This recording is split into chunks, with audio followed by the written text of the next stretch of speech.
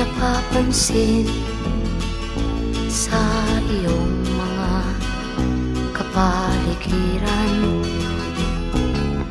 Kay dumi na ng hangin, pati na ang mga ilog natin.